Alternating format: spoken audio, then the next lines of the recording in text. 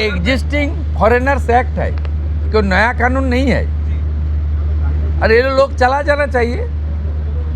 और उनका बांग्लादेशी जो नागरिक है उनका लेने का जिम्मेदार तो है उनका। तो जब हम लोग यहाँ से बोल रहा था तब वहाँ से उनका जो स्पोक्स पर्सन है, मैं देखा था सोशल मीडिया में और यूट्यूब में आया, जो उन्होंने बताया जो बांग्लादेशी है वो तो हम लोग ले लेगा।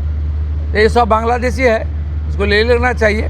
लेकिन ये लोग को, पुलिस को हम लोग बता दिया जेल में भेजने का ज़रूरत नहीं है। देश के रुपया में खाना खाएगा, कपड़ा देगा, मेडिसिन देगा। एक दामाद है ये लोग। जल्दी जल्दी भागो, जल्दी जल्दी भागो, नहीं तो जो करना है सरकार करेगा।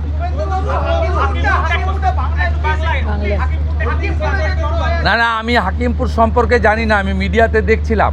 কিন্তু এটা নতুন কিছু নয়, প্রেজেন্ট অ্যাক্টই রয়েছে।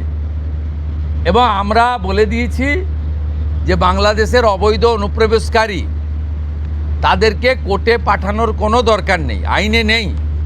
সরাসরি পুলিশ নেবে এবং বিএসএফের হাতে হ্যান্ডওভার করবে। বিএসএফের যা ভারত সরকার বাংলাদেশ সরকারের সঙ্গে আছে এগ্রিমেন্ট, তাতে বাংলাদেশি প্রুফ করে হ্যান্ডওভার করে দেবে। আমাদের জেলে 3 মাস 6 মাস 2 বছর রেখে আপনার চাল, আপনার ডাল, আপনার তেল, আপনার মাছ, আপনার ডিম, আপনার কাপড়, আপনার মেডিসিন ওদেরকে দেব কেন?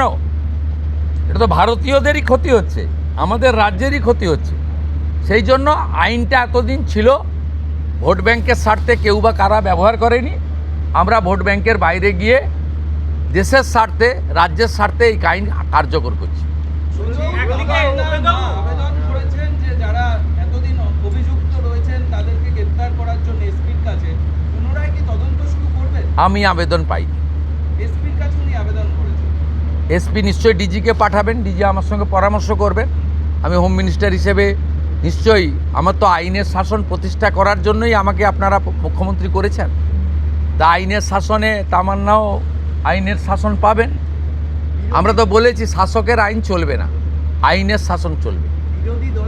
আমরা তো বলেছি স্কুল, কলেজ, মন্দিরের 1 কিলোমিটারের মধ্যে মদের দোকান লাইসেন্স দেওয়া যাবে না।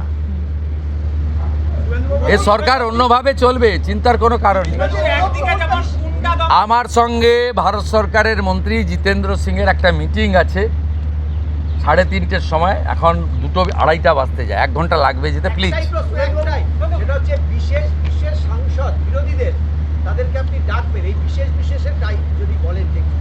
যারা অনেক দিন পরে সত্য কথা বলছে তারাই বিশেষ বিশেষ সাংসদ। যারা বলছেন যে আপনারা আমাদের স্বাধীনতা পাইয়ে দিয়েছেন,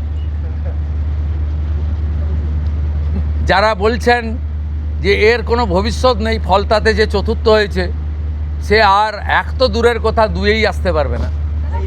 সামনে ভবিষ্যৎ দেখতে পাচ্ছে না, আমি বলবো না, আপনারাই তো দেখাচ্ছেন। আমি তো আপনাদের চ্যানেলেই দেখছিলাম বারাসাতের সাংসদ কি বলছেন। তারপরে সরকারকে বললাম যে ওনাকে ডাকুন, উনি নিশ্চয়ই কোঅপারেশন করতে চান। উনি আজকে বক্তৃতা করলেন, কোঅপারেশন করলেন, যাওয়ার সময় হ্যান্ডশেক করলেন, বলে এই প্রথমবার একটা ভালো মিটিং হলো। আমি এর আগে অনেক মিটিংয়ে যোগদান করেছি, বলতেই দেয় না।